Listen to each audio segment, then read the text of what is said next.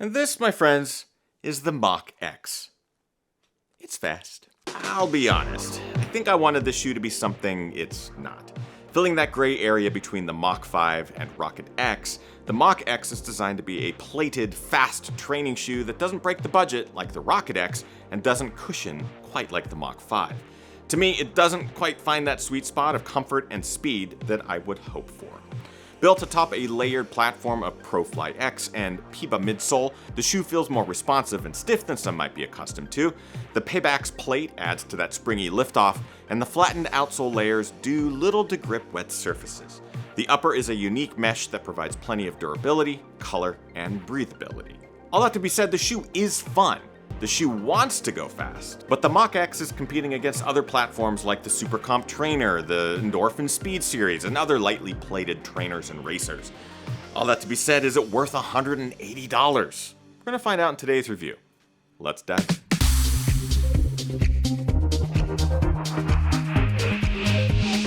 Ginger Runner. What is up, everybody? Ethan Newberry, the Ginger Runner, here for another Ginger Runner review. Today, we're talking about this shoe from Hoka. It is the Mach X, aka plated Mach. Race ready Clifton, like not quite Rocket X. Anyways, lots to be said about this shoe.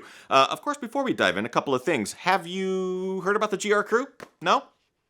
Probably have. Link in the description will take you over to our Patreon page. It helps support this channel and everything that we do here, whilst also providing you with an amazing community of runners just like yourself from around the world. We have a Discord server, we have daily live streams, we talk about running, and a whole bunch of fun stuff. It is certainly a great community to be a part of, and there's some great merch to go along with it, which is also available to everybody. And second, the Ginger Runner disclaimer is that this shoe was provided for review by Running Warehouse. I'm under no obligation to say anything positive or negative. I'm not financially compensated in any way for anything that I say in this review. No one has to approve this review. You're the first to see it. So give yourself a pat on the shoulder, tip of the hat, and a wink of the eye.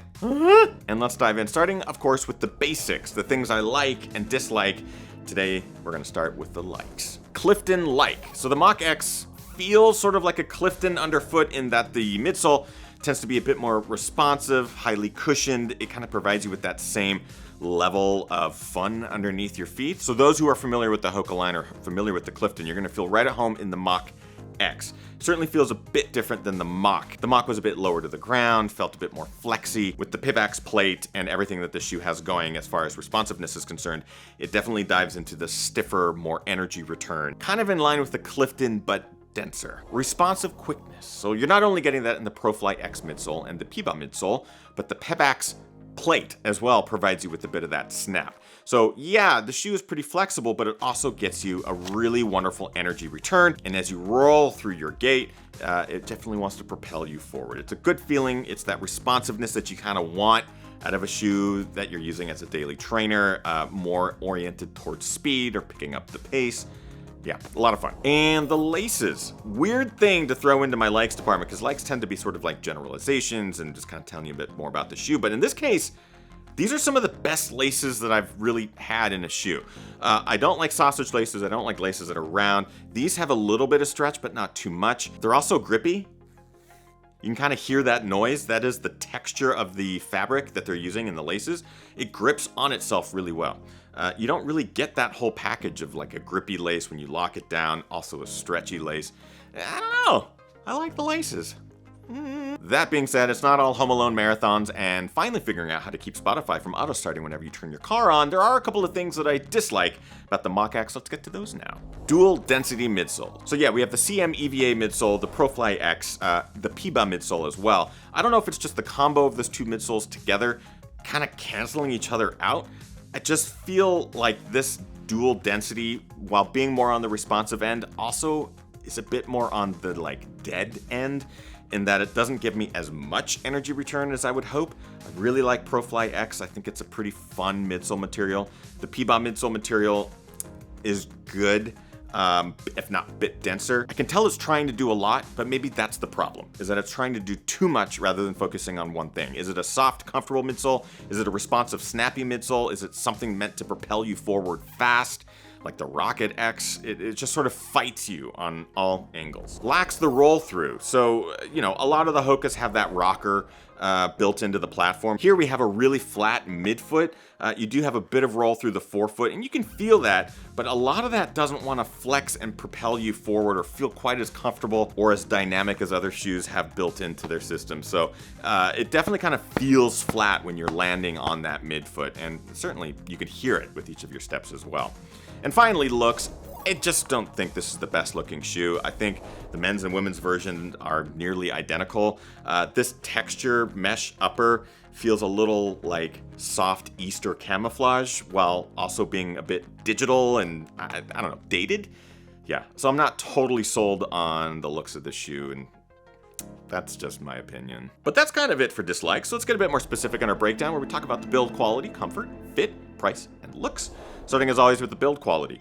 I actually commend Hoka here on building a shoe that I believe will last the test of time. I think it's designed really well, really good build materials here as far as durability is concerned, and those midsoles aren't going to break down prematurely. So sure, they might fight each other a little bit on the comfort, which I'll get to in a second, but I do think they'll last you a long time. And the more you break them in, I do think that the shoe will get a bit more comfortable. Speaking of comfort, I think that's sort of a weak spot with the shoe. Not quite as comfortable as I would hope, but I get it. It's meant to be more of an energy return, more of a training version of the Rocket X. But I also think the Rocket X can be a training version of itself. I just don't know if you need to spend the extra money on getting a training version of a carbon-plated shoe or a pebax plate shoe in this case. Yeah, I don't know. I'm not totally sold on the overall comfort and the shoe feeling necessary. Fit. I love the laces, and I don't mind the fit. I think it's a bit narrow of a platform, very Hoka-esque, but overall I'm able to get a pretty good lockdown across the midfoot, and I've never really had any issues with my foot sliding in and out around the ankle or any major issues of crowding in the toe box as well. Price, it's $180, so certainly at the steeper end of the price point, we're getting into competitive shoes like the Endorphin Speed or the New Balance Super Comp Trainer 2. I think there's just other shoes out there that are gonna get you a bit more dynamics and a bit more energy return and a bit more excitement out of the shoe. So I just don't think this one quite does it on the price point. And finally, looks. I already mentioned it as a dislike. I don't think this is the best looking shoe. Yeah, it just feels kind of dated, and I don't know, just not totally into it. Eye of the beholder, beauty, you get how it works. Bringing us to our conclusion. This shoe does a good job of providing that responsive sort of energetic package while also not necessarily leaning all the way into a carbon plate. If you are looking for that plated underfoot feel, there are certainly options in the market that are around this price point that might get you a better overall enjoyment. I don't think this is necessarily the worst option out there, but I don't necessarily think it is the best either. I certainly had fun in it, and the more you break it in, the more you'll sort of get familiar with it and how it feels. It's better for picking up the tempo and kind of staying in that forefoot. But at that $180 price point, we're looking at other shoes like the Endorphin Speed and the Super Comp Trainer from New Balance. Those are other options that I just would kind of lean towards first, and even for a couple bucks less. So, is ultimately the Mach X a buy, try, or a why? I wouldn't call this a buy, but I'd certainly call it a try, because it's going to be worth your time if you're looking for that plated experience in a shoe that doesn't provide a lot of fuss. It's fun if you're a Hoka fan, and I think a lot of you might find some actual joy in this rather than going to a whole new brand if you are a Hoka fanatic. So yeah, in that case, I'm giving it a solid try, which now turns the tables over to you. Have you tried the Mach X? It's been out for a while. Is it a shoe that interests you at all? Let me know in the comments of this video. Let's keep the dialogue going. And if you want any more information, or if you would like to get a pair of the Mach X for yourself or any running gear, whether it's other shoes, socks, apparel, nutrition, there are links in the description that will take you over to Running Warehouse. They are affiliate links. They cost you nothing. They do help the channel out. Consider using them. Just, keeping the pockets lined of the Bezoses of the world is fine and all well and good, but why not kick a couple bucks our way? No cost to you by using an affiliate link in the description. Helps us out. We appreciate it if you do. All that to be said, that's it. Thanks, everyone. Hope you enjoyed this review. Like, favorite, subscribe, do all the good stuff. Get out there, train hard, race harder, and party the hardest. I know I am. We'll see you guys next time. Bye-bye.